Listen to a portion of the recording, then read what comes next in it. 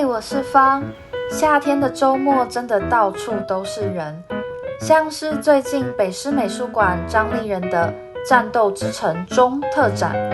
还得拿号码牌才能按照时间进去参观呢。这是我第二次看到《战斗之城》的作品，上次是在台中的国美馆。虽然能再次看到逼真的台湾城市街道模型以及精彩的动画非常有趣，但因为人潮实在太多，让我有点难静下心来好好看展。